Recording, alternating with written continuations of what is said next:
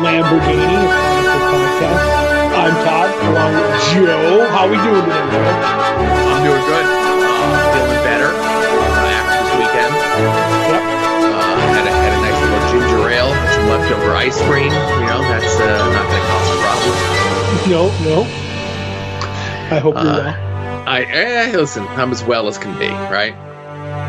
I'll make this joke here, of course.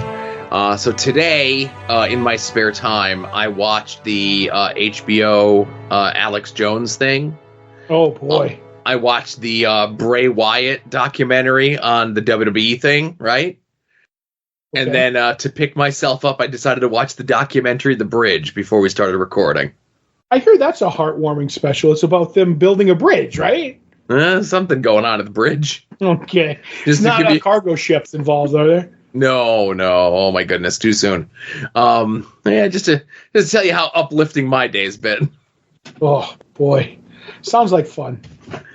But it was all worth it because I knew we'd be recording the podcast. Todd, what do we have to cover on the show this week? In news, Infinity Inc. done right, Joe. Creator credits and what that entails. An update on Gail Simone's doings with X-Men and another upcoming project. Notorious Story may finally be getting published. And sadly, we will be eulogizing the late, great artist M.D. Bright. Conventions. What we read last week, which was Newburn 16 and Zorro Man of the Dead #3. What we're looking forward to this week. Todd and Joe have issues where we reread Gail Simone's Secret Six in its entirety. And we take a short detour over to Birds of Prey, number 104 for an arc. And at the end, TV talk of Godzilla multiplied by Kong, the New Empire. All right. I like that you did your algebra symbols there, you know? Ooh, and you know what I did forget, Joe? Our walk down Lois Lane will also be in there somewhere. It won't be the regular stuff, but I think Becky's going to talk about a nurse, even though she doesn't play one on TV. Gotcha. I don't think she's on TV neither. No. So let's get into the news. Todd had mentioned up front, of course, that there is a new book coming from a fan favorite creator of us, Jeremy Adams, with art by Travis Mercer. He has been showing some sketches online of some of the characters, teasing that they're going to be doing some sort of project together. Looks like we got Stephanie Brown's spoiler. Looks like we got the new old Kid Flash that was in Jeremy Adams' Jay Garrick book. Mm-hmm. We got some of the Wally West kids in there. We got the new Fair Play kid and so on and so forth, right? Right. A lot of teasing, nothing for sure, but I like this sort of, you would sort of get this sort of thing maybe in an annual or like some sort of printed material. I like to see creators teasing a project coming up online, get you hyped up for something like this before they're able to officially announce it. Right. And I definitely think that the delays in Jeff Johns' JSA is delaying this getting officially announced. Right. But no, I really like, I'm not familiar with Travis Mercer's stuff, but I really enjoy the design work that he's showing on this. And we've been really enjoying Jeremy Adams stuff, so I am here for it. I agree. I'm a Jeremy Adams fan, from The Flash, like you said. And this looks fun. I do like a teen book, especially like now that the Titans are no longer teenagers. This kind of like fills that gap. So I think it should be interesting. I'm definitely, first day getting issue 1. For sure. So again, it's one of those things that you just got to put a little pin in. Hopefully it gets announced sometime soon, maybe. Mm-hmm. We get an idea of when and where and how, Mm-hmm. So that'll be cool.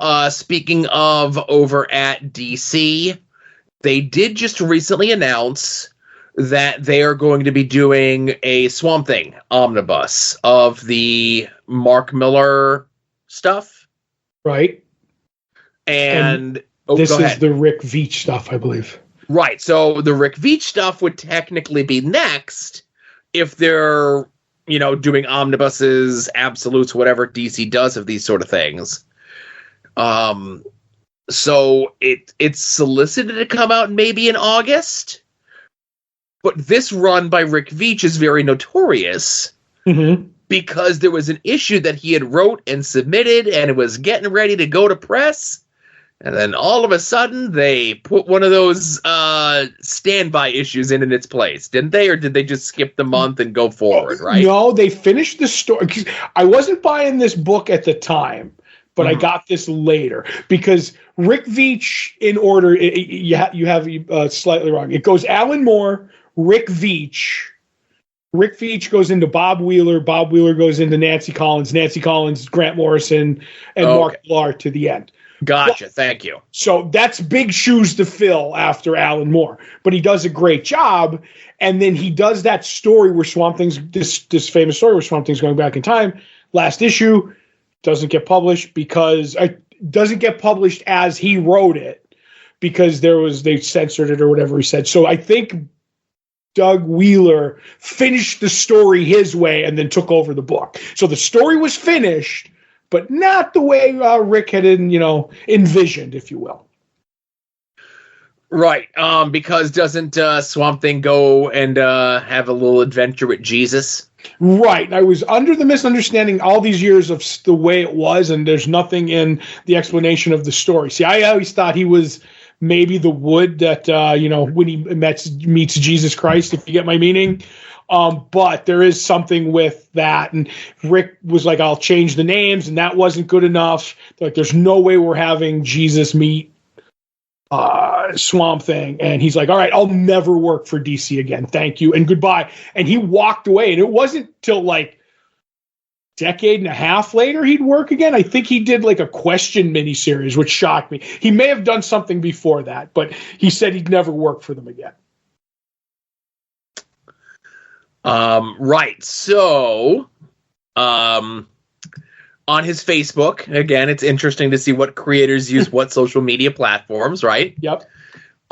Rick Veitch put up, thanks to all posted love and support for the newly announced DC collection of Swamp Thing stuff. If you lost track of me back in the late 80s because of the Swamp Thing Jesus kerfuffle, know that I've been active and productive, cranking out comics outside the mainstream like a runaway locomotive. And then he gives some examples of some of the other stuff that he does. King Hell Heroica, True Man the Max Immortal, etc. And then he adds, so I'm told that a Gmail account has been set up to collect opinions on whether or not DC should publish Swamp Thing 88 as he wrote it. And these will be read by the folks at DC. So if you have an opinion, let them know at publishswampthing88@gmail.com. I don't see why it shouldn't be. The world is a different place so many years later, Joe. I think, people wouldn't even care now. And again, I have like 7 other stories, maybe one related to this a little bit later on in the show. I'm kind of torn because I think depending on how things are presented and so on and so forth, but I do like that DC editorial, Warner, whoever is actually like, let's hope that they're taking this seriously. They set up an email account. They don't just give those out for free, right? Exactly.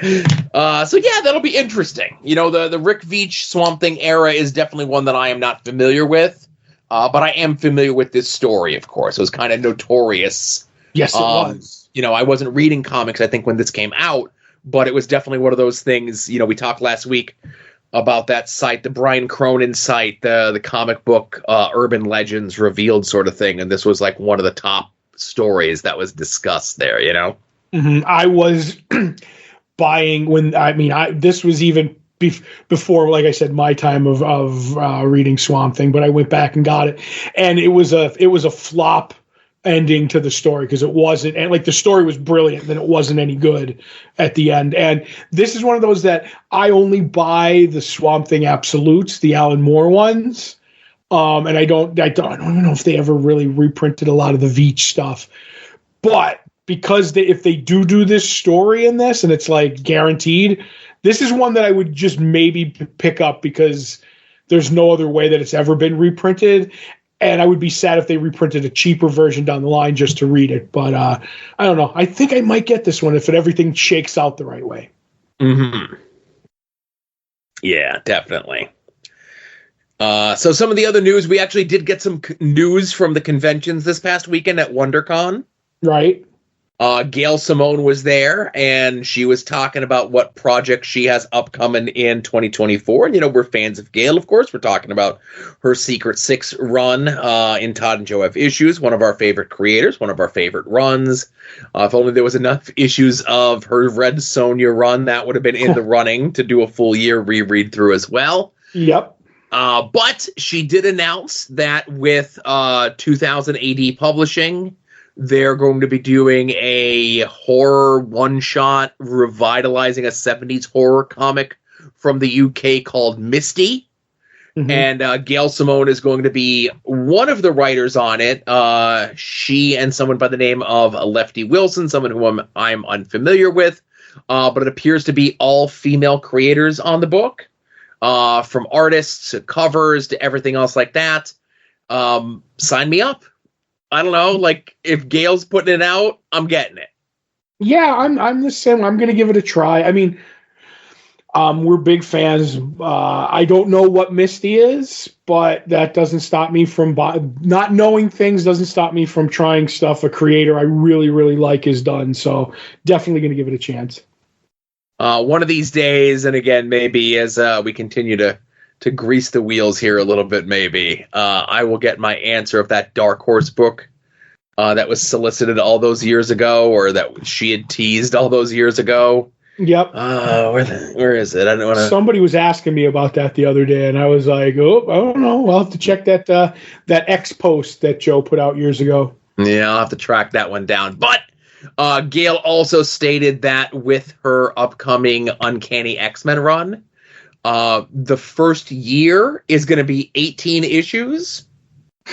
So we're going to double up some things like old school. Remember back in the day, like when Marvel would do that for like their like it would be amazing. It'd be like an X book. It'd be something else where it'd be twice monthly for like the summer or whatever it was. Right. However, if they did it like the first month was 2 issues and the second month was 1 issue and then the third month was 2 issues, somehow they would work that schedule. Yeah. It was crazy. Or every 3 weeks sometimes it would come out. I think that's the way it worked. Yeah. But Gail also stated that her book, now again, I don't know if there's going to be all the X books, but she did say that her X book is going to have a letters page as well. That's right. Remember when DC brought back letters pages for like 2 months? Yeah. Do you remember they had a big ad with artwork from it and everything? That was a nice ad. That was nice artwork in that ad. I can't believe that art got the letters page canceled. Listen. He could be worse. He could be drawing Cable and Deadpool, you know? Right. And then, or hold the line at whatever price, Yeah. $2.99. Well, listen, that's his fault too, I guess. I don't know. Right, that was a different time. But I don't. Listen, 18 issues, the letters page. I was gonna say though, I remember. Well, when we get to it, we get to it. But during the time when the letters pages was back, it was when Gail was on Secret Six, and I think I got a letter in Secret Six. I never did. I didn't write too many letters after my Flash, "Why are you so grumpy?" letter. So well, it was just an email. It was like, email us. Like different time. Different method. Easier, much, much easier. But Joe, there was a time when I didn't think I would buy 12 issues of X-Men a year, and now I'm going to be buying 18 of them. And some weird British horror comic. Oh, all right, British stuff, that's far superior, so I'm okay with that. No, I listen, I have faith. We're just joking around and saying, like, it's interesting to see Gail getting out there and kind of really beating the feet and promoting and pushing this. This is it's a big deal. It's Uncanny X-Men. This is the flagship title, Right. One of the biggest titles at the time for years, Yeah. So we'll be supporting it. We'll be talking about it First issue comes out, 4 months from now. So again, a lot of talking, a lot of speculating, a lot of everything else, Yep. So another story that came up through Marvel, I guess, and this kind of gets, I don't know how these things kind of get handled, right? But we're going to talk about it because it was a lot of discussion over the last week. And apparently with the upcoming Wolverine X-Men movie stuff, like, Deadpool, Wolverine, Deadpool, thank you. Yep. Deadpool, Wolverine, Deadpool. And a lot of the promotional stuff that's already getting like out there, Roy Thomas is being credited as a co-creator of Wolverine. Mm-hmm. Now, Roy Thomas was the editor on Hulk at the time that Wolverine was in the book, and he had never had or was never attributed co-creator status of Wolverine until after Len Wein passed away. So it's interesting to see moves like this taking place. Now, listen, an editor does have a very big part in a book getting made and so forth like that. But if this is going to be something new that's going to happen going forward, I would assume this is something that should or would need to be cleared with the creators themselves, like the writer and the artist and so forth. And, right. I bring it up, of course, because Mark Waid was talking about it quite a bit, Mm-hmm. And he and Tom Brevoort of Marvel were going kind of back and forth about it, Right. And I think even like Kurt Busiek was posting about it. But it gets to be just like a very interesting conversation. Yeah, because I saw people like Jimmy Palmiotti talk about it. He's like, well, if in that case, he's like, there's a lot of stuff as co-editor and stuff like that on the Marvel Knights stuff. I don't know. Here's the way I look at it. If you could give money to that person without taking any money out of the original guy's pockets, I'm fine with it. Do you know what I mean? Like, but if, like, say everybody gets X amount of the big percentage of the pie for what you sell, but if it's like, okay, you keep adding people on, so now say you get 1% of Wolverine, just to make things easy. Now, 100% of that Wolverine money goes 50% to the writer, 50% to the artist, but now you start adding people, so it's 33 and a third, then it's 25% because there's 4 people, and I'm like, I don't know if that makes any sense. But if you can give more people money without taking away from other people, and you're only taking it from the rich movie executives, I'm fine with it. But it probably does not work that way, if that makes any sense. Yeah, it definitely feels as though most of the modern creators, and I say modern creators, I say that as guys and girls that have been doing stuff for the last like 30, 40 years, mm-hmm. Kind of fall in the line of, maybe the editors shouldn't get the credit. And I think a lot of this might be the way that it was all being done, where after Len Wein had passed, and then the estate of Roy Thomas was going and editing Wikipedia pages. Mm-hmm. It was just kind of, a little, it feels a little shady, but again, who am I to say? I don't know if this was something that was approved by Marvel, Disney, et cetera, et cetera. But the one thing that I will mention is, we talk about the different creators saying stuff, Kurt Busiek, Tom Brevoort, Mark Waid. Neil Gaiman specifically cited that he says, I picked the civilian name and gave the current origin to Poison Ivy, but that does not make me the co-creator. Mm-hmm. I just changed what was there, right? Now, mm-hmm. Granted, the version, the name Pamela Isley and her current origin is like the more commonly referred to and known one, but it wasn't a wholly created thing. And he's like, that was Bob Kanigher and Carmine Infantino. They're Poison Ivy's creators. Right. If what I did changes the character completely, unless I decide to not use that idea for Poison Ivy and create my own Poison Ivy called something else, and I publish it myself, and so on and so forth, all I'm doing is changing an existing IP. Right. Yeah. That's a bad argument, though, Joe. I'm just saying that's Neil Gaiman saying that. Right. That's all. I'm not doing it. I'll talk to you after the show. All right. I'm writing that one down. Last but not least, just over the weekend, we were informed that comic book artist M.D. Bright, Mark Bright, passed away, age 68. One of the seminal comic artists of the 80s and 90s. Mm-hmm. And he was someone whose art was not only amazing, but he was almost like a chameleon. Okay.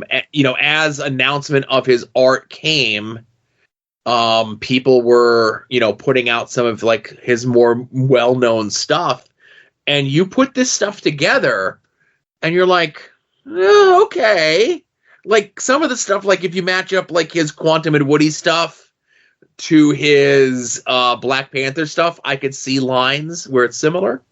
Mm-hmm. But then they were showing like he did like stuff with Armor Wars. He did Emerald Dawn over at DC for Green Lantern. He was a co-creator of some of the Milestone stuff that we cover over in Previewing the Past, right? Right. But there's one in particular, I don't know if you saw it. He did a cover for one of the issues of Transformers, and it's Soundwave on it. Okay. And it says all Autobots must die. And it's one of the most visually striking covers that I've ever seen in my entire life. I like when it's iconic for the Transformers comic. Right. And I never knew it was M.D. Bright who did it. That one, I can understand why it would be hard to tell because, he's probably trying to get to the close as the cartoon looks, you know what I mean? So your style doesn't bleed through. I agree with you. I know the cover. I'm looking at it right now. It's a great, what was his name was Shockwave, right? Yeah, Shockwave. Shockwave, just an amazing, piece with Shockwave. That being said, I think that's the only thing I would disagree. I could pick out MD Bright's art immediately, and I was a big Emerald Dawn fan when he did Green Lantern. He did the Green Lantern story when Action Comics was weekly. I don't know. I just think all his stuff, and when I say looks alike, I don't mean that in a bad way. I just think his style just jumps out to me.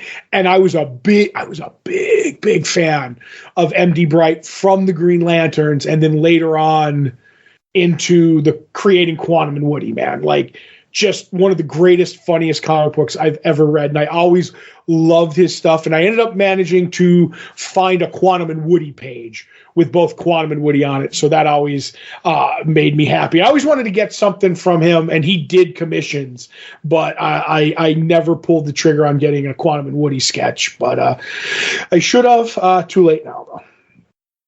Yeah.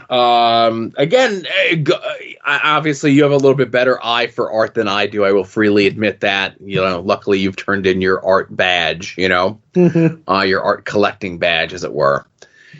But yeah, I know he hasn't been very active in regular comics the last couple of years. I think, what did I see, that he was doing like design work for like Hollywood stuff? That's what I heard too, yes. Yeah, so that's pretty cool. But again, it doesn't seem like it was anything tragic.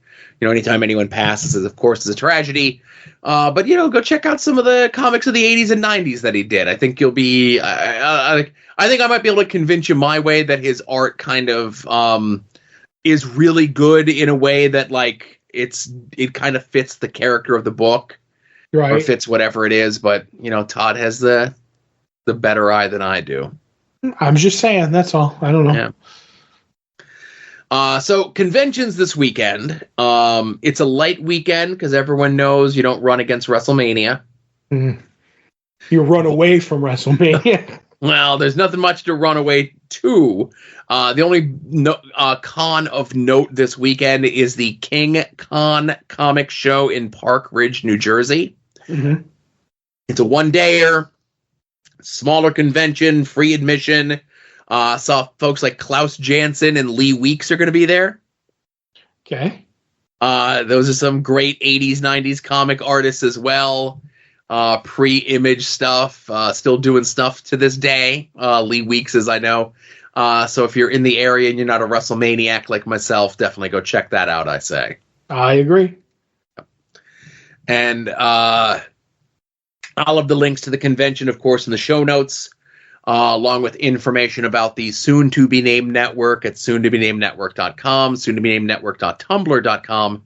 Anytime any of the shows go live in the network, you can certainly find them, of course, through your podcatcher of choice, through their individual websites. But, of course, one-stop shop for all the shows, that's at soon-to-be-named-network.com. And that includes, of course, this show. That includes Longbox Heroes After Dark. That includes Final Wrestling Place, We Need Wrestling, At Odds with Wrestling, Puzzle Warriors 3, Profane Arguments, Wings on Wings, Porch Talk returning if it stops raining, maybe. And while Hayabusa is dead, I may have a line on getting the lost episode, but I'll just be keeping that for myself. But young Ed told me he has a new project that he's working on, and if and when that comes to fruition, you could certainly find it over at soon-to-be-named-network.com, soon-to-be-named-network.tumblr.com. Ooh, I'm counting the seconds. Some of the other places you can check out our friends and stuff that they're up to in and around the internet, of course. You can go check out Mike Sterling's blog over at progressiveruin.com. You can go check out our friend Kevin at his blog, helliansteam.com. You can go check out Rick Williams' The Chop Shop at freekaratechops.storeenvy.com. You can check out Jason Sandberg's self-published Jupiter over at his Indiegogo, and you could buy just the book or buy all the accoutrements that came along with it. You can also go check out Chris Runt's Battle Monsters, his own self-published comic, over at fortressofcomicnews.com. Our good friend Davey of the band Cave People has his own self-published stuff over at cavedomaincomics.com. And Davey did tweet out just the other day that there's only 14 print copies of the first run of Keeper left. Mm-hmm. So if you don't got it, get it now before, maybe it'll help him fund a second print of Mending or Hands. But you can certainly get those digitally, right? Yep. And he also said he might be working on something more new coming out later this year. Right. And all those all the money he makes probably goes to new tattoos, Joe. I think he wants to be known more for his music and his comics. Possibly. Okay. And we get into a little bit more depth over on After Dark this week. But they're doing a documentary about the making of Megaforce. And they're doing a crowdfunding thing for it. And we got that linked up in the show notes. If that's something that interests you, by all means. And if you want to be convinced, wait until After Dark comes out this week. The hard sell. The hardest of hard sells. Yep.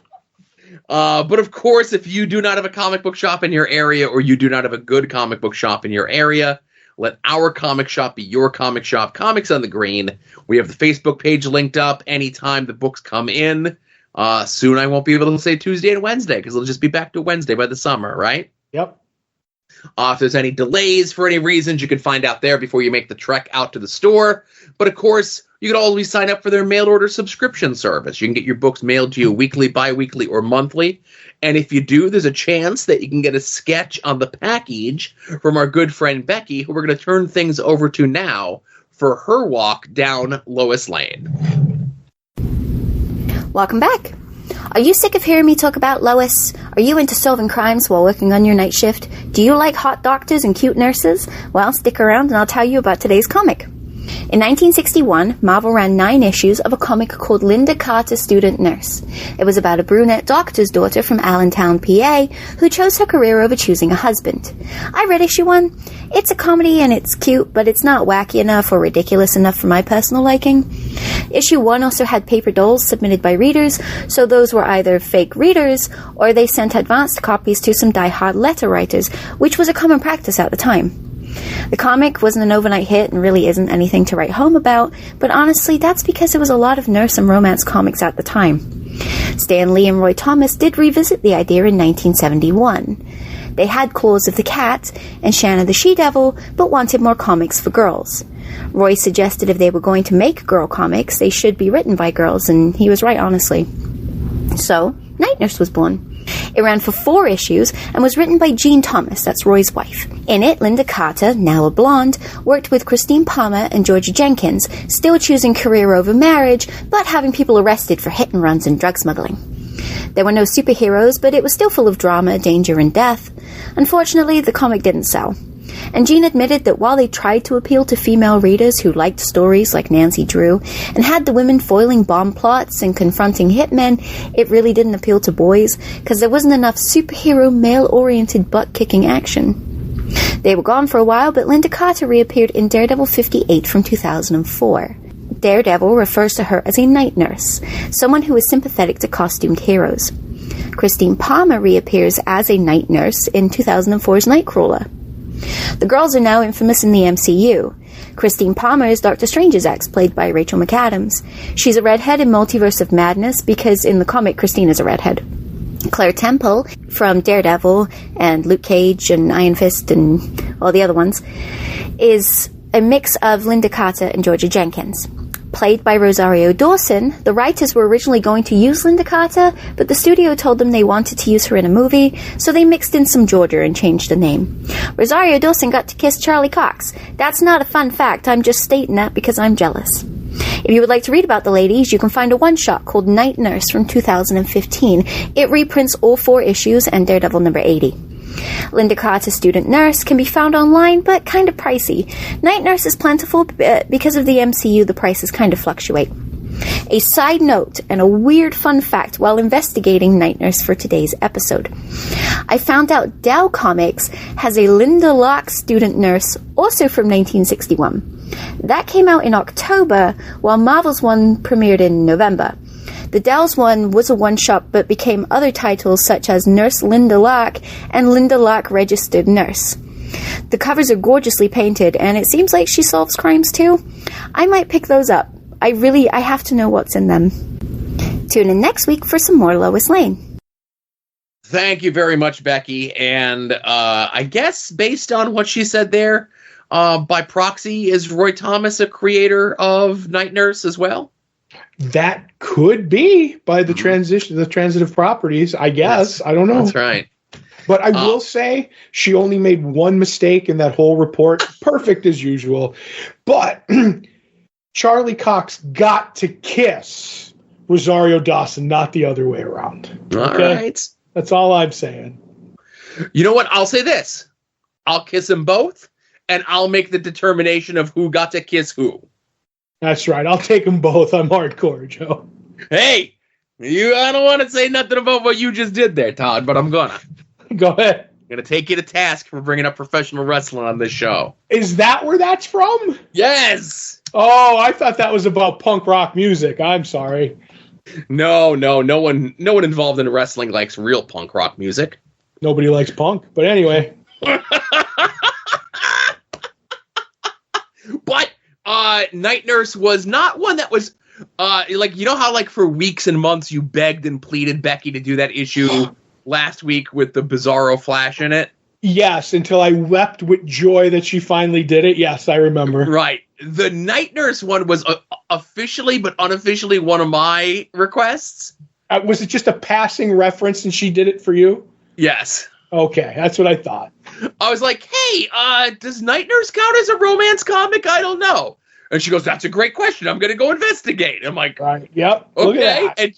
And she did, and that's the thing. Becky does thorough investigative research in regards to these comics, and I always bring it up privately and publicly here on the show that she is doing yeoman's work in regards to researching an era of comics, a type of comic that seemingly in 2024, like, never gets talked about ever. No. And I love that we have it as part of our show, and I am forever indebted to Becky for like opening like my mind to this sort of stuff, you know? Mm-hmm.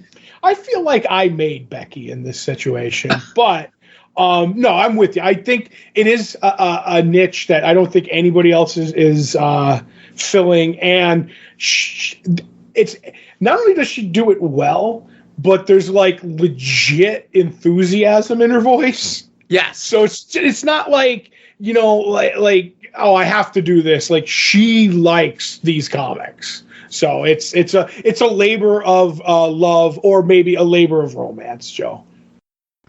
And then lastly, I just want to mention about the bit where there were advance copies sent out to folks. And that was something that, like, the publishers did back in the day. People who were regular letter writers they would mail copies of new books that haven't been published yet out to the regular letter writers. So that they knew they would write a letter about the book, so they could put a letter about the book in, like, whatever, right? Right. That would be a review of the issue you were reading at the time. Yeah. And though I will say this, I don't believe it was an actual copy. They would like, you could buy them on eBay occasionally. That's I don't trust them because people could just photocopy them. But they used to photocopy what they were going to do, and that's what they would send. They'd be like, oh, here's a copy, and it was just stapled together or whatever. And they'd have these really cool, like, fonts on the front and everything. Because I know there was a guy at the shop, ask Becky when you see her the next time you're in, or the retailer, that he was a regular letter writer, so he would get those copies, and he brought them to the shop. Maybe he brought them to sell, or he brought them to show. That I don't remember. But he was one who got them. That's the way I remember the way they did it, if that makes any sense. Right. And to bring it back around to another news story, so when the Gail Simone Uncanny X-Men book comes out and they have the letter page in it, I definitely will be handwriting my letter in the hopes that they send me something in the mail. Oh, like a no prize envelope back in the day. Yep. So let's get into what we read from this past week, Todd. Where would you like to begin? I would like to start with the book I was looking forward to most, which was Newburn 16, the final issue of Chip Zdarsky and Jacob Phillips' story about this character named Newburn, who was basically, I'll give you the nuts and bolts of it, over 16 issues. He was an ex-cop who ends up becoming the police force for the mob in New York City. Basically, it's like, okay, so these wars don't start. It would be like, all right, something happened to this guy who worked for the Yakuza or the Italian Mafia, and everybody suspects somebody else in the mob. Look into it and and you just figure out who it is and report to us. So he was doing it to, like, keep them from going to war in the thing. And you kind of find out his love of, like, solving mysteries throughout the book. And that's what the book is about. And you, like, throughout the book, you find out why he did it, how he got involved, how he got, greenlit by the mafia to do this, because that seems like it would be something hard to do. It all makes sense. And it all comes to this issue, which is the final issue. But would I recommend this issue to read to someone? I would say no, not because it's not good, but because it's the epilogue. It's the end of the story where it's like, all right, all these pieces fall into place, and where the people shake out from it, and it takes place over months or maybe even a year, I forget, because they have time jumps throughout. It's like, okay, this person showed up, and I'm not going to spoil anything, but they go away because it's not the right fit for what, like, Newburn had set up, so they go their own way, blah, blah, blah. Like, this person does this person does that. So it's not satisfying in, like, just trying it, but it's very satisfying for me as someone who read 15 issues. Like, because it's like the true climax of the story is in 15. Like I said, this is the fallout. But as a whole, I cannot recommend enough going to read Chip Zdarsky and Phillips's Newburn as a whole. And I think you would enjoy it, especially if you like detective stories, because it's an overall story, but with little detective stories thrown in, kind of the way I look at, I can't think of, what was the Warren Ellis book, or Sam and Twitch, something like that. Little detective stories with an overarching major story. Okay. So the first trade is out already. And then the second trade looks like it's collecting everything up to 16. Right. Is going to be out at the end of May. And that should be everything. Yeah, and that is. The first trade does issues 1 through 8. This one will do 9 through 16. And, we have the links. So we always have the links to the, the books that we talk about, and the books, that we're looking forward to the following week, but this is something that Image does all the time. You can go and something like New Bern, right? They have the first issue available online free digitally. Right. So if you feel this is something that you would be interested in, there is a no catch involved. Read the first issue and hopefully you will enjoy. Which is like the modern version of the $9.99 Walking Dead, I think. Like, because digital makes it easy to give one issue cheap. You know what I mean? Love it. So the book I was most looking forward to coming out this week was Zorro, Man of the Dead, number 3. Written and drawn by Sean Phillip Murphy. Yep. Okay. Alpha Dog. So this was a book that was kind of like not on my radar, but definitely not off my radar. I thought it was just a Kickstarter thing. I'm glad that a publisher actually picked it up because I really enjoyed this. It's a kind of modern-esque retelling of Zorro. You have the brother who, and again, I forget the brother's name because he always says that he's Zorro, right? Right. But by this issue, that's already kind of established, and we're getting a bunch of backstory in regards to his sister, Rosa, and how she kind of ended up on the other side of the law. And we get the information for Tomas, who was just a shopkeeper, but it came out at the end of issue 2 that he was like a mercenary as well. Right. And they have their bit together, Rosa and Tomas. We get the bit with the crime family and the crime guy's boss name I forget right now. Mm-hmm. Them of course coming looking for Rosa, for Tomas, for everyone, right? And essentially them burning down the church where everyone was staying. El Rojo, right? Mm-hmm. That's the film. I'm going through my notes. But this is like kind of everything culminating, and I guess this is only a 4-issue miniseries. Yeah, which probably will have more issues, more minis if it does well. I certainly hope so, because didn't Sean Gordon Murphy buy the rights to Zorro? Right, for comic purposes, yes.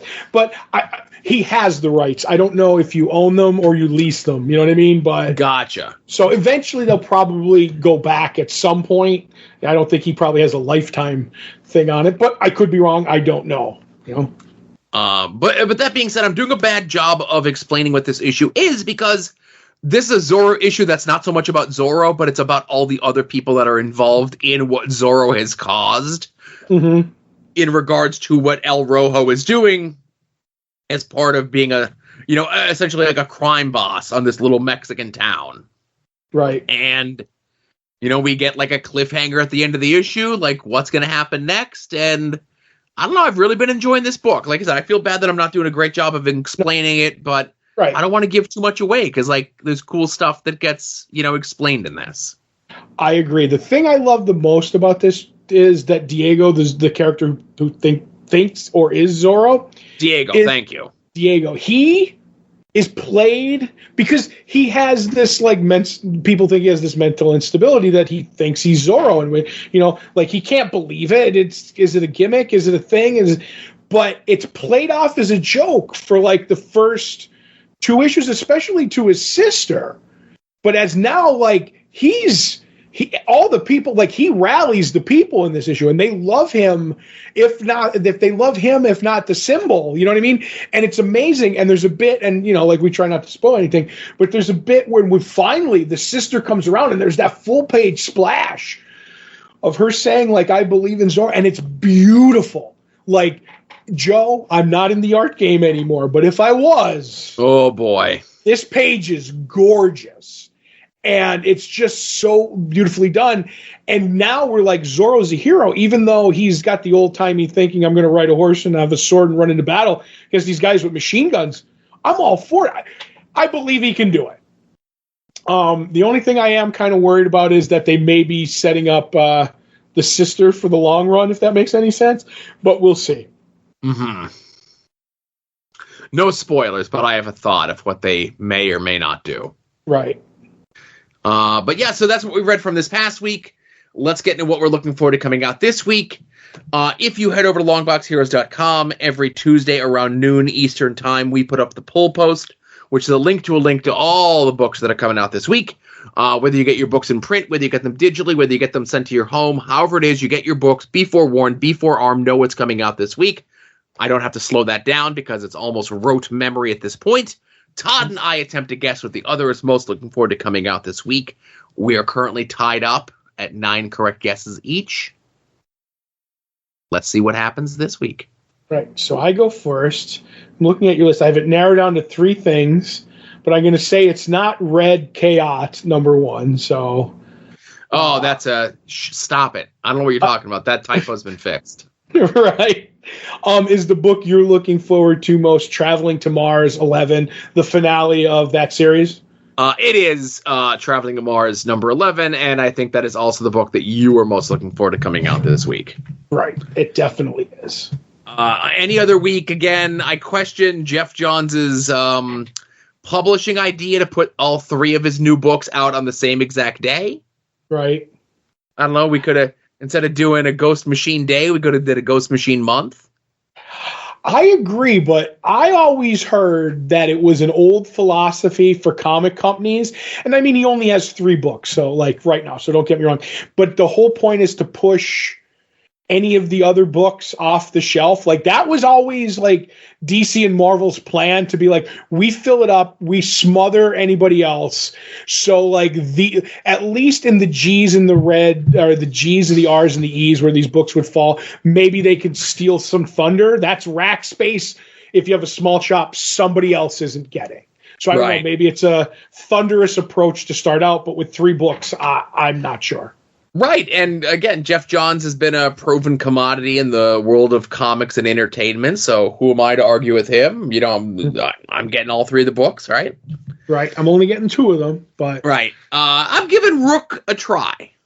Right. You know, Geiger I've been on board with since he's been doing it.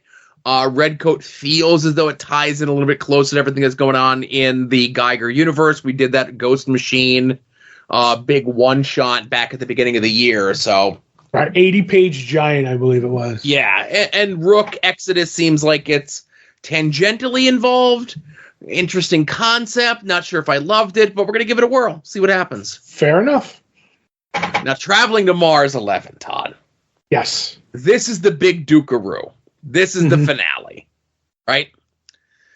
Now, I've had the review copy since last week. Oh, really? I forgot, yeah. I sent it to you. I was really thinking about sending it to you and doing it as our review preview book or preview review book for this week, right? Right. But I definitely feel as though this is something that, like, you need to enjoy on the printed page, I guess, you know, to get that, you know. No, I'm with you, and I also feel like I wouldn't want to rush it. Do you know what I mean? Yes. Like, this, all joking aside, I am so pumped for this book. I haven't been pumped for like an ending of a book in a long, long time like this, that I'm probably going to read this as like when I buy it, you know what I'm saying, Joe? As soon as I get my hand on a copy, I'm busting it open. Gotcha. Mm-hmm. Now, Mark Russell was just recently a guest on John Suntress's Word Balloon podcast, promoting, we talked about it last week, Batman Dark Age, which I did read. Obviously, we didn't get a chance to review here. Very different from Superman Space Ace, if that kind of gives you a little bit whatever. Right, because Space Age was, you know, more of a Silver Age Superman, so I can't imagine that they would feel the same. So. Yeah, you know, but I think a lot of people are going to want to pigeonhole them because it's the same exact creative team. The premise, the loose premise of the book, and again, I don't think I'm giving away anything if you know Batman, you know, the whole deal. But a maybe going senile Bruce Wayne, right, is tasked with writing down his memories before he loses them all. Oh, that's an interesting take. Yeah, and this is like the story of like, and these books happen like they're technically pre-crisis. Mm-hmm. And they happen in quote unquote real there's stuff that's happening in like in his flashbacks as he's remembering stuff. the 50s and the 60s and the 70s. Okay. And the villains in this are the False Face Gang from the 60s TV show. Oh my God. That's a deep cut. Right. So again, like, it was really good. Definitely check it out. We mentioned, Traveling to Mars. We've been big fans of it. We talked before about how the second trade of New Bern is coming out at the end of May. The full trade of all 11 issues of Traveling to Mars also is coming out at the end of May. So if you've been enjoying us listening to it or talking about it, and you want to get it for yourself, get the trade. All 11 issues are coming out at the end of May. I don't know final order cutoff dates or anything else like that. He has a new. Is it the new Billionaire? No, it's a new Billionaire Island coming out in May, and then in the summer he has a Dark Horse book that's coming out. That is a kind of, sort of, not really biographical story of Buster Keaton. Oh, I'm a big Buster Keaton fan, by the way. Right. So shout out to Word Balloon for kind of like getting Mark to talk about all the stuff that he's got coming out here. Right. And doesn't he have a My Bad coming out?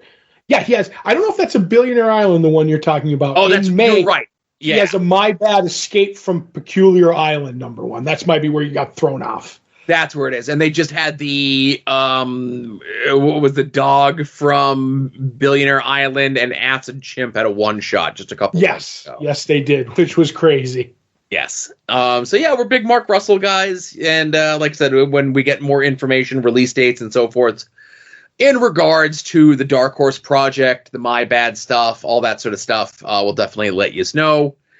While you're over at longboxheroes.com, be sure to check out past episodes of this show, past episodes of Longbox Heroes After Dark, and of course the current ongoing Todd and Joe Have Issues, where we are rereading all of Gail Simone's Secret Six. I almost said Birds of Prey because we're talking about Birds of Prey 104 this week. Love the cover. I wanted to play with it a bit for the post on the website because I love the cover, that it's kind of like a flip cover. Right. That you could have it in your Birds of Prey collection, or you could have it in your Secret Six collection by just turning it upside down, right? Yep. It's such a nice overhead shot of the art looking down, so it works in that no matter how you have the cover, it works, if you know what I mean. Not just the fonts of the book. Right. So this is Gail Simone writing, art by Nicola Scott, who would become in the future a regular collaborator with Gail. And before we get into the meat of the issue, the plot and everything else that gets set up, because I have a feeling as though it hit a lot of things for you there, Mr. Todd. Wait, the hair on the back of my neck's starting to go up, but go ahead. Boy, does Nicola Scott draw beautiful people. And as beautiful as everyone is, no one is drawn more beautifully than Catman. Oh, he's a handsome man. Yes. But I'm going to go with Lady Blackhawk, Joe. That gives me the vapors. I'll say that. So I will say there's a little bit of intrigue to this because obviously we're reading this from the Secret Six perspective, and it's a Birds of Prey comic. Gail does an admirable job of setting everything up of who these characters are and why these characters are and what their relationship is. And, it's a makeshift team of, Spy Smasher, Huntress, Big Barda, Misfit, Judo Master, and as you mentioned, Lady Blackhawk as well, right? Right. Maybe some other people show up later, but who knows? Yeah. So, this is kind of during the time where all of these folks were kind of at Oracle, Barbara Gordon's beck and call, and she would put together a team as need be. And this just happens to be the team that needs to be, as they're off to Azerbaijan. No, not to meet Mr. Azerbaijan. He was too busy at the World's Most Handsome Man contest this year. Unless this was the year of the mine collapse. Anyway, but they're on their way to stop or to kind of keep an eye on of a a potential arms deal that is going on, right? Mm-hmm. And of course, all the character stuff of the Birds of Prey folks is really good. But like the whole time, I'm like, oh, where are my Secret Six people? But I love the stuff with Big Barda. That it's not a full page shot, but it's like a 2/3 page shot of Barda just leisurely sitting in one of the chairs in the plane, just riddled with bullet holes. Yeah, in the art world, that's called a 2/3 splash, Joe. Thank you. You're welcome. Mr. Art, pardon me. But that does look beautiful. Yes. I will say this, because we're on the Nicola Scott art, and I'm going to stay there for a hot second, is that the beauty in it is they're all gorgeous looking people, like Catman down to Misfit. You know what I mean?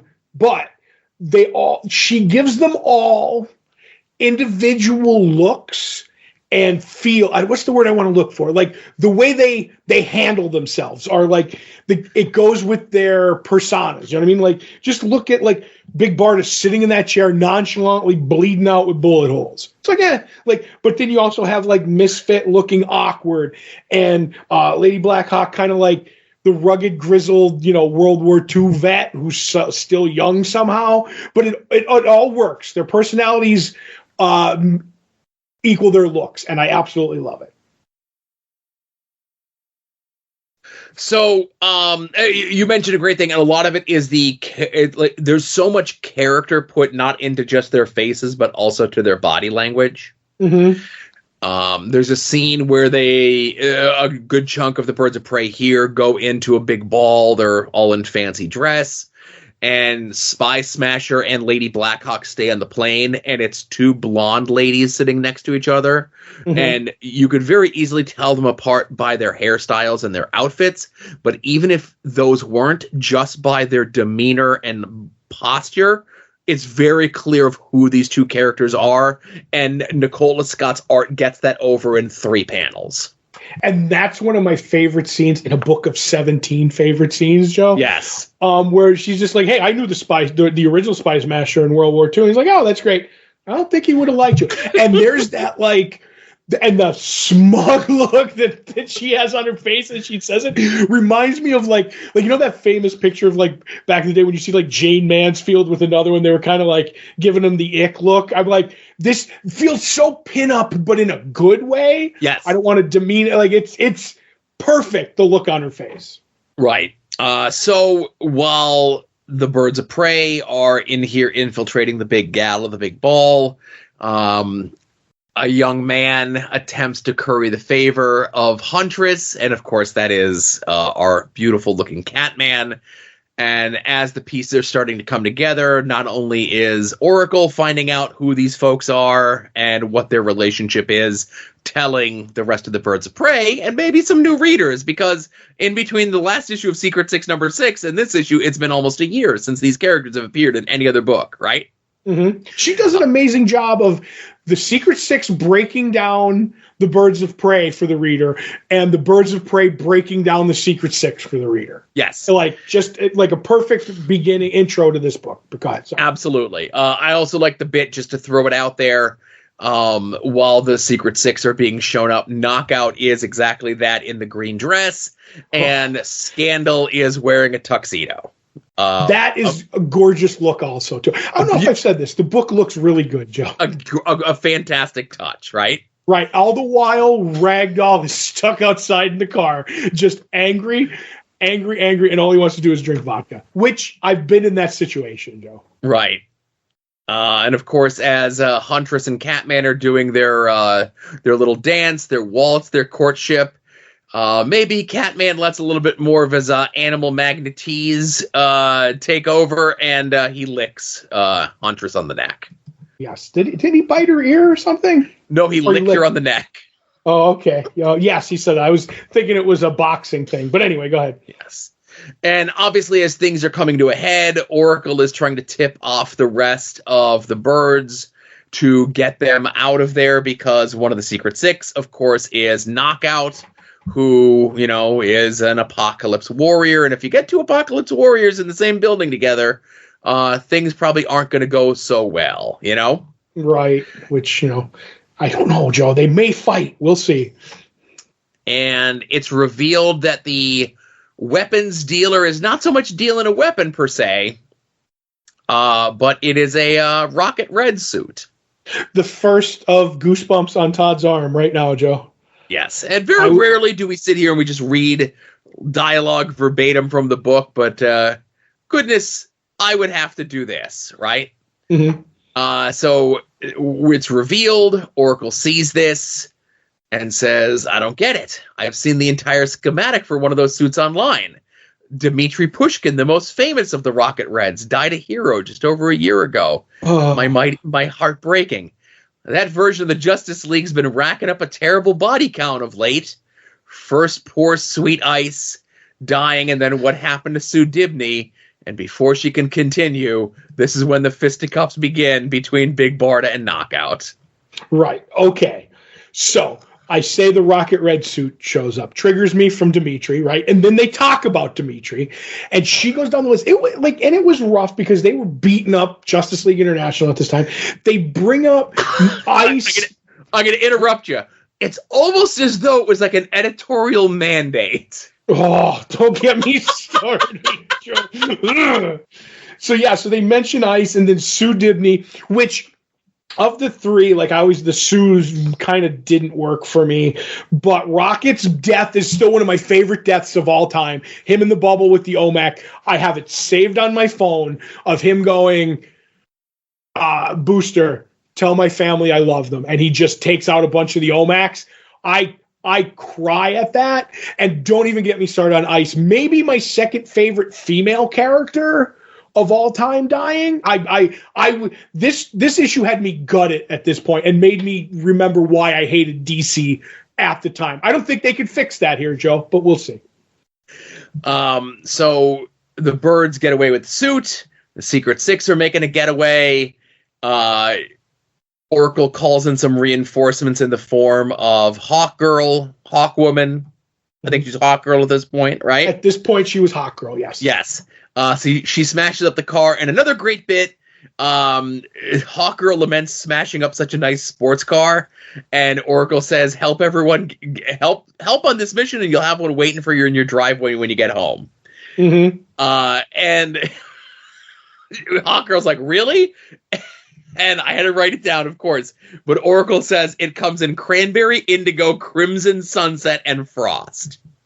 Now, this was, this very common thing in the car industry, that a car just can't be red or blue or whatever. Everything's got to have a fancy name for their colors. And I thought this was such a very specific bit that I got such a kick out of it. Yep. And I will say, too, I don't know if we brought this up about Nicola Scott being a great artist. The bit where they're all in the car and, like, Knockout's got her knees almost up to her chest because she's in the back seat of this sports car with, like, a Slender Reed ragdoll is absolutely fantastic. And then when it crashes and they're getting out of the car and, like, Ragdoll has his foot next to his head and he's, like, obviously contorted up, which is his business, that is a great visual bit, Joe. So they notice that the suit is not empty. There might be something inside the suit, Todd. Right. They're worried it could be a bomb. Could be a bomb. It could be anything. What are we going to do? Big Barda says, hey, don't you know who my husband is? I could have this thing opened up in 2 shakes of a lamb's tail. And Todd, I got no problem in spoiling a 17-year-old storyline. To paraphrase one of the greatest line reads in one of the greatest movies of all time. What's in the suit, Todd? What's in the suit? It's Oracle. It's Ice. It's Tora. Oh my God. It's Ice. And they set it up earlier to, like, make me be mad that they killed Ice and she's in it. Joe, you have no idea. No idea how 2007 Todd popped for this. I went crazy. Now, I knew this was coming in this story, but I forgot it was issue 1 reveal at the end. So as I'm reading it, I'm like, oh, they got the suit. Like, I think they get it open next issue. And it's the last panel. I'm like, Joe, dust the onions in the Roker house. You know what I mean? Like, I love Ice in that costume, and they're bringing her back. Gail will always be on one of my best people lists for doing this. I forgot how quick this story moved. I forgot that we get the reveal this quick. Right. I thought we would have some time to build up to this. No, my bacon-filled heart wasn't ready, Joe. So yeah, let's come back next week where we find out what these crazy Duke girls have gotten themselves into. Duke girls and boys. Right. We're going to read, like I said, obviously the way that everything ends up going. We read issue 104 here. We got 105, 106, 107, and then the first 2 pages of 108. Mm-hmm. In the next coming weeks, and then we're going to get into the Secret Six main book itself, and then hopefully when the so the omnibus I think is supposed to be out end of May is a big end of the fiscal end of some sort of quarter, because we got the Newburn thing that we talked about, we got the Traveling to Mars thing, and I think the Secret Six omnibus comes out at the end of May, if not beginning of June. So it's like a lot of stuff jumbled up right there at the end of that month, beginning of the month, Todd's got some big purchases in May and June. We'll say that. There you go. So again, lastly but not leastly, while you're checking things out, of course, if you want to help out the show, you can make any and all of your purchases through our eBay affiliate link. This page contains affiliate links for eBay. We may receive a small commission on purchases you make. You can use this affiliate link at any time you want to buy anything on eBay and support the show at the same time. Yeah. And you could also benefit yourself by signing up for our Patreon. As little as $1 a month is going to give you 2 bonus shows a month from Todd and myself. One, previewing the past, where we look at 30 years ago, this month's previews catalog. We're getting ready to record April 1994 this weekend. We also have our movie show, currently Comic Book Oddities, where we look at the stranger, weirder, off-kiltery, less remembered, maybe rightfully maligned stuff from a pre-Marvel Cinematic Universe. This month, we'll be watching the maybe classic, maybe got to get the hammer out for the toes, Superman 3. Well, we'll see. And time will tell, regardless. That's right. Jury's still out. That could be a classic. We just don't know yet. Mm-hmm. Also, of course, at any Patreon level, you're going to get the full scans of those previews catalogs that we talk about. Expertly done, high quality scans, of course.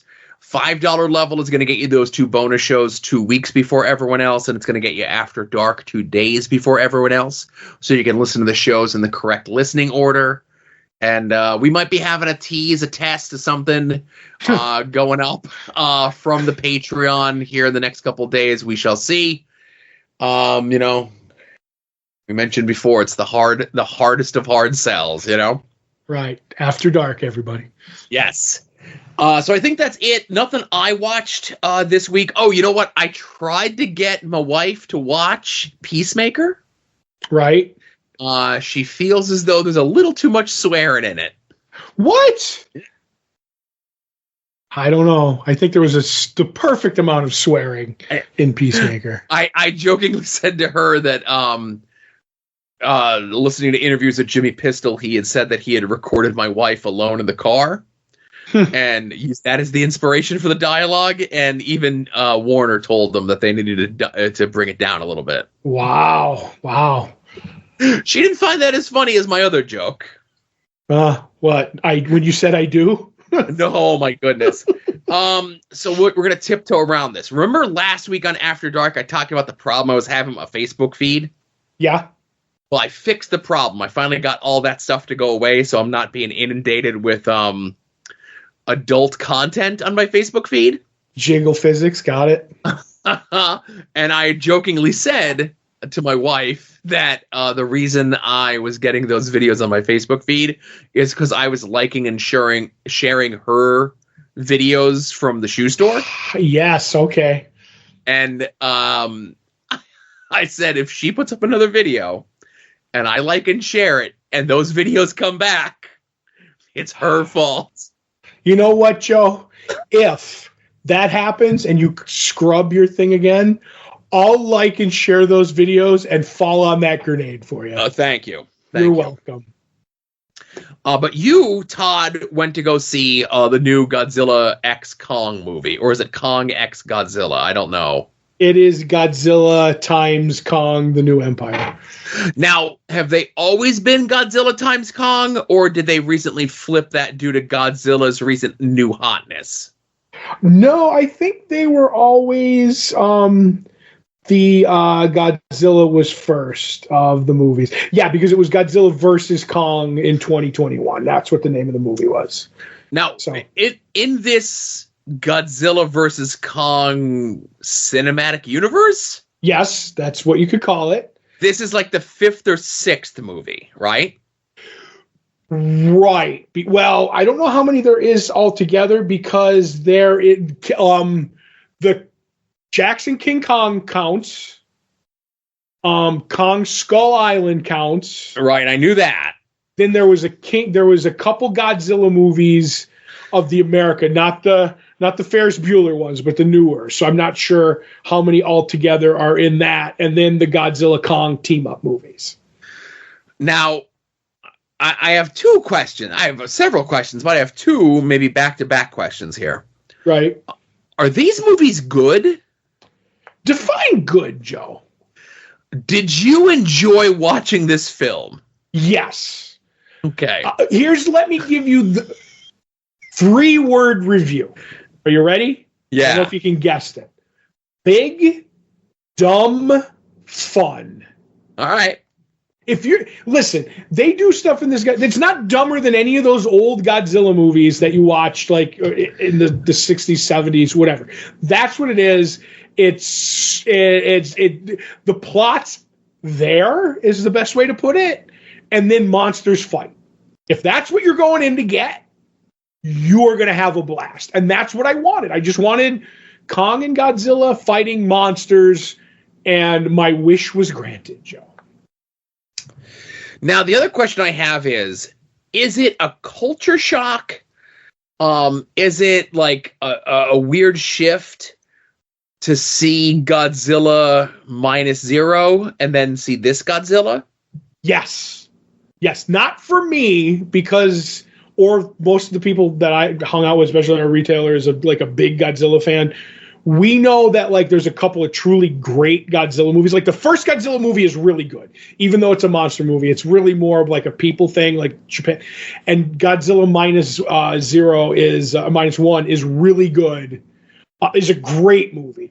But I think switching gears, seeing one movie and then the other, if you're not a big Godzilla fan, is not going to happen, if that makes any sense. You're going to be, wow, this is very ridiculous compared to the other movie. Now, I say, though, you have to admire the range of Godzilla to give such 2 different, diverse performances in these 2 different movies. Yep, it's Spielberg doing Schindler's List and Jurassic Park in the same year. That's right. They already gave Godzilla an Oscar, so Kong's never going to get one. Let's put it that way. What if they do Kong -0? What would that be like? I would watch it. And I love there was a tweet out. Somebody said Godzilla X Kong, the New Empire. And there was the other one, Godzilla -0. How come everybody out here trying to make this lizard do math all the time? And Joe, I couldn't stop laughing. The only clip that I saw from this movie anywhere was somebody posted a scene in the movie where it's just literally a shameless promotion for the new Volkswagen. Yes, there is a bit of that. Yeah. You didn't get the Marvel Endgame run between Kong and Godzilla, like where they're running at the camera. I saw some stuff of people in the giant inflatable Godzilla and King Kong costumes going to the movie. Right. But it wasn't scenes from the movie itself. There's a scene where, because I'm not going through the whole movie. There's only 2 or 3 scenes that I'm going to talk about just because they're great to give you an idea of the movie. At one point, King Kong is in Center Earth. That's where he lives. Godzilla's living on the surface. They fought in the first movie and went their separate ways. Godzilla's job is to keep all the other monsters on Earth in check, and he just like punches like a clock. He's like, oh, some monster's messing up the Earth over there. I got to go bust them down. And that's all he does. He walks around, go back in your hole, or I'm going to hurt you. And that's funny.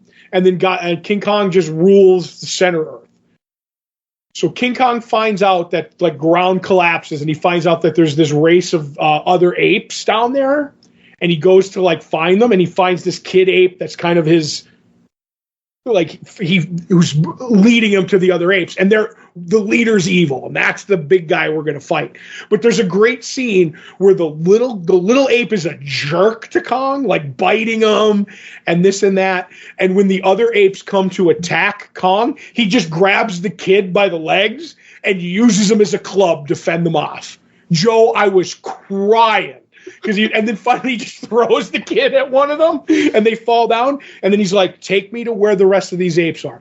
And slowly the little ape wins, your feelings over. And it's funny. But that was one of my favorite bits. Later on, Kong gets his arm frostbitten. Mm-hmm. So they were building a Mecha Kong, like Mecha Godzilla from one of the past movies. And the funding ran out. So they gave him a big gauntlet to wear. This metal-like glove that looks like a big gold glove, Joe. There were no stones or gems in it. So that was. So he had that on to club other monsters with, right? And then the whole movie had like, you know how like I said they Jimmy Pistoled up Godzilla versus Kong in this movie, where it had all these scenes, and then they would drop in a popular song that you would know, but it's not as good as the ones Jimmy Pistol would pick, if that makes any sense.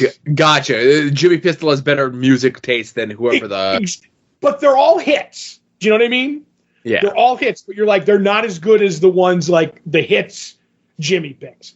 Then there's like a wacky looking dude who's a veterinarian, but he's a veterinarian for the monsters.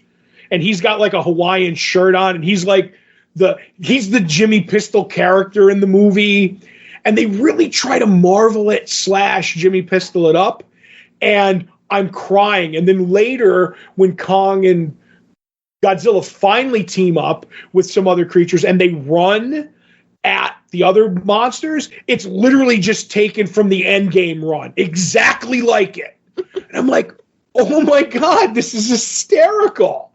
It's really good. But when Kong comes up out of Center Earth to get Godzilla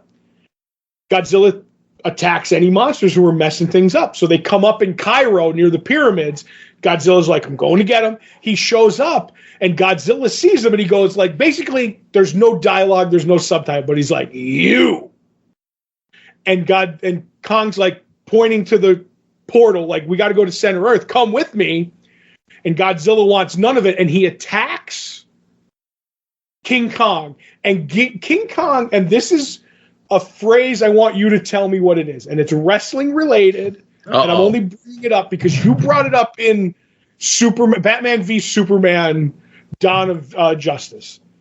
Kong backs up and goes, no, and puts his hands up like, don't hurt me. Did you call that the beg off? Yeah, begging off. Okay, so Kong begs off Godzilla, right? So Godzilla gets on him and he starts wailing on him, and he knocks him into the sand in the thing. And I don't know if he like suplexed him too. So there was like a suplex in this. And then Kong, like he's standing over Kong after he does it. And Kong reaches down into the sand and throws a handful of sand in his face. And I'm like, what's happening here? I don't want wrestling in my Kong Godzilla movie. But then they team up and go fight the monster at the end. And they win, spoiler alert. Gotcha. And then Godzilla goes back to his new home, the Colosseum in Rome. That's where he lives. He curls up in it, and when he's not fighting, when he's not punching the clock to fight other monsters, he sleeps in the Colosseum. By the way, it's a great movie. Now, would watching it in high quality footage, but in Spanish language on Twitter be an optimal way to watch this movie? Yes, because that's all you need to know. There's not much like of a plot. The weird, there's not. Just go watch the monsters fight, and you'll be fine. Okay. Mm-hmm. Because over the weekend, I saw somebody just post the entire movie. I mean, this isn't Madam Web. Come on. Yeah. Okay. Nothing is, though, really. No, what can be? Yeah. All right. Well, I wanted to get your take, your opinion, your feelings, or otherwise on Godzilla X Kong. You know. Yep. Yeah. So, anything else, Joe? No, I think that's it. All right, short show.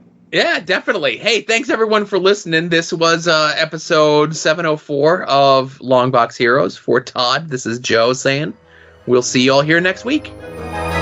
Remember, be a faucet, not a drain.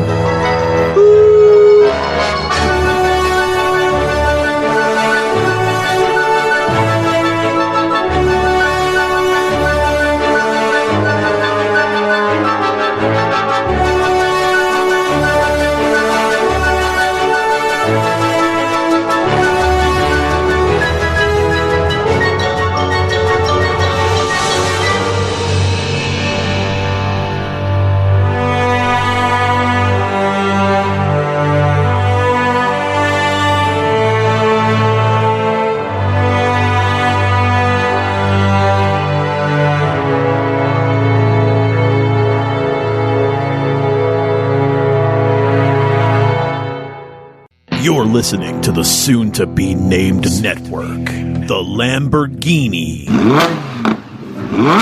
of podcast networks. The Rob is a Longbox hero. The Rob is a Longbox hero. He gives us five stars.